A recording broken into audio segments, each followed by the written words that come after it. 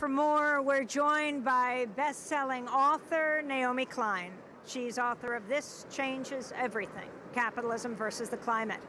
Naomi, welcome back to Democracy Now! Thank you, Amy. You are a leading climate activist for many years. Among your actions, the first time you were arrested was protesting the Keystone XL, right? Now we're here in Paris, and this is the first day of the climate summit. Yesterday, major actions on the streets, although protests were banned. Can you talk about the banning of protests and what it means? Well, first of all, I think yesterday was a really important show of defiance against that ban on protests and marches, which I think we have to remember is really quite extraordinary. For North Americans, there are strong resonances with the way in which the French government has behaved. We've seen a discourse that is reminiscent of September 11th under George W. Bush. But one thing that's worth remembering, Amy, is that even George W. Bush and Dick Cheney didn't ban marches and protests after September 11th. And that is what François Hollande has done. So people took to the streets and just said no. I mean, the human chain, which I thought that was a very moving demonstration that thousands of people participated in. And it clearly was a demonstration. And people didn't know how the state would respond, and they did it anyway.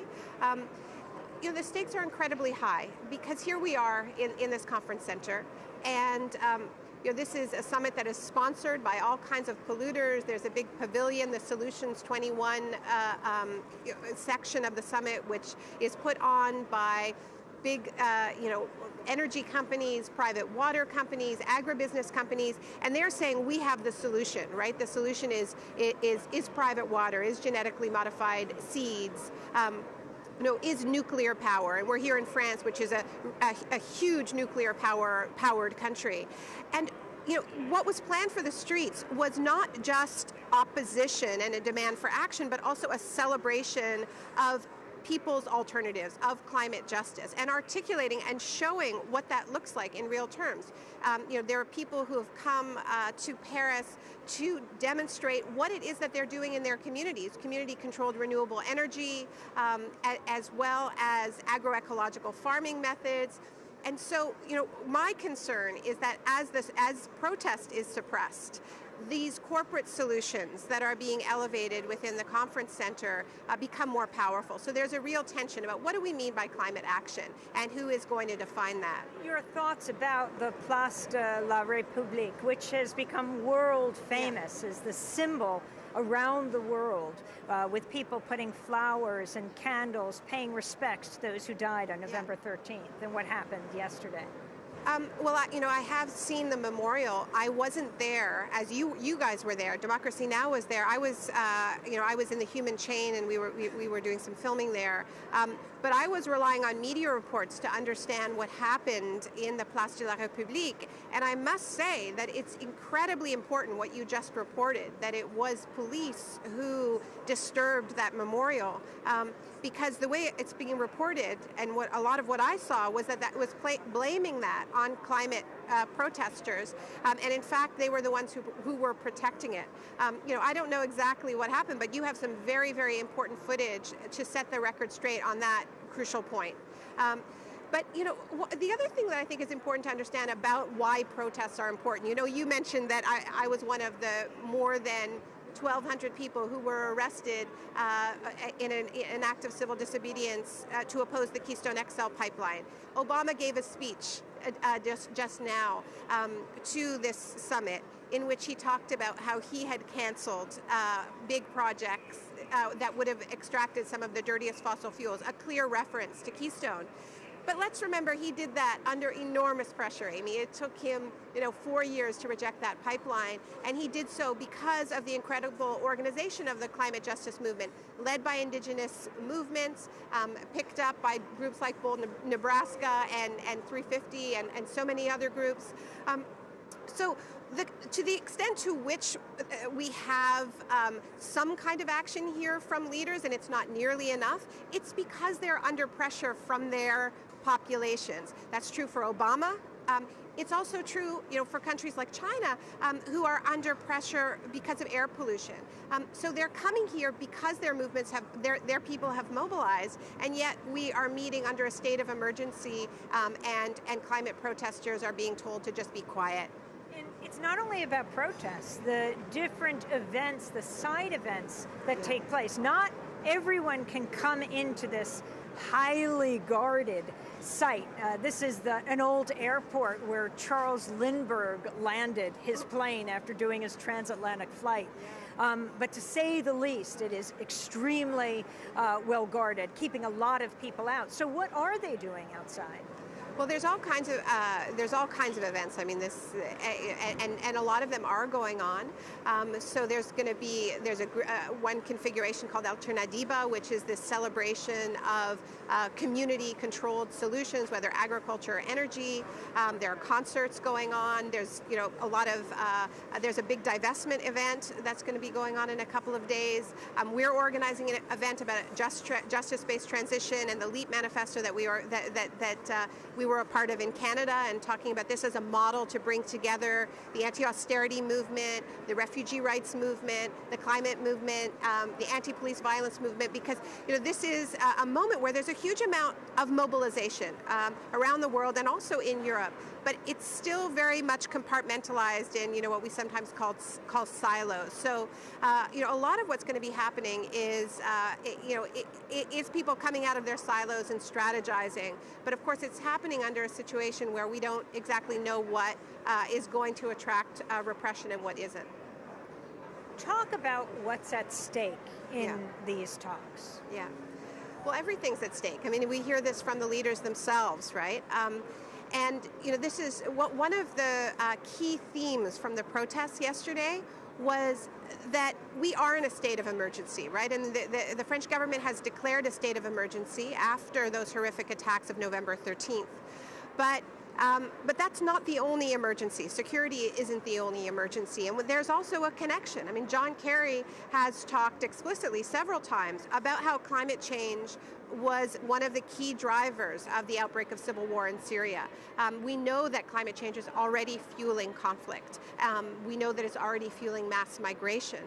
So it was interesting because François Hollande talked about we're not choosing between fighting terrorism and acting on climate. We're going to do both. But we actually have to do more than that. We have to expand our definition of security to put climate action at the very center of that, because there's no possibility for human security in a world that is headed towards 3 degrees Celsius warming, and that's what these governments are bringing to the table. Michael Clare, the energy analyst, has talked about how we should really be thinking about this summit as the most critical peace convention in the world. I mean, our only hope for peace really is a truly ambitious and binding climate agreement. So how can that be achieved? You have all sorts of people, voices in today's broadcast, people we've spoken to, like Pablo Solon, who is the former climate negotiator for Bolivia and ambassador to the U.S., saying that this treaty will burn the earth. You have Tom Goldtooth, leading indigenous activist, saying that what may come out of Paris is a crime against humanity. Well, look, even the 2-degree target, which they're blowing through, when they announced that target in Copenhagen, and Amy, you were there, the delegates from African nations marched through the hallways of that convention center and said that it was a death sentence for Africa. The Pacific Island nations chanted 1.5 to survive. One thing that I do think was positive in those opening statements today is that both François Hollande and Ban Ki-moon talked about 1.5. They said the words. They didn't say we're committed to 1.5, but they acknowledged that this is a reality. So the stakes could not be higher, and this is violence, that inaction in the face of such an existential threat, and at a moment when engineers like Mark Jacobson at Stanford University are saying, actually, with existing technologies, we could get to 100% renewable economies within 3 decades. We could have entirely clean economies by mid-century, and yet our governments are talking about waiting until the end of the century. So that's a decision that's being made, and it's a decision that will lead to the disappearance of entire nations. Explain, Naomi Klein, how this 2-week summit works, why it's different from past ones, and why, for example, President Obama, the President of China, all the world leaders are here in the first 2 days rather than in Copenhagen at the end. how much is already set in stone? Well, there are some big questions, right? The question of financing. All leaders paid lip service to it. They all said the right things. We have to provide financing for the impacts of climate change, and also for poorer countries to leapfrog over fossil fuels and go directly to renewables. So the question, at this point, the real issue is how much money, is the money going to be real? Is it just going to be reshuffled aid? That has yet to be decided. So that's something that people are going to be fighting very strongly over. Also going to be fighting over this issue of 1.5 versus 2 degrees. And then the other issue is enforceability, whether these commitments are binding. And then there's going to be all kinds of complicated wordplay around how we defined binding, enforceable, what does this mean? The U.S. has made it clear that it can't be a binding treaty because that means it has to bring it to the U.S. Senate, and they can't do that. So now they're saying, well, what will be binding is that you have to come back to the table. But what does binding mean if there are no penalties? So these are the things that are going to be wrangled over, in the coming days. Well, one thing I would say is that it is true that countries are coming to the table with more than they came to in Copenhagen. And that is because of the pressure they've been under. And so, movements are going to keep pressuring their governments so that the next time they gather, they will bring more to the table. So, I'm on the board of 350.org, and we've never talked, a lot of groups were talking about the road to Paris, and we always make sure that we talk about the road through Paris. Everything does not end at the end of the summit. What we do know is that governments come to the table at summits like this with what they consider to be politically possible.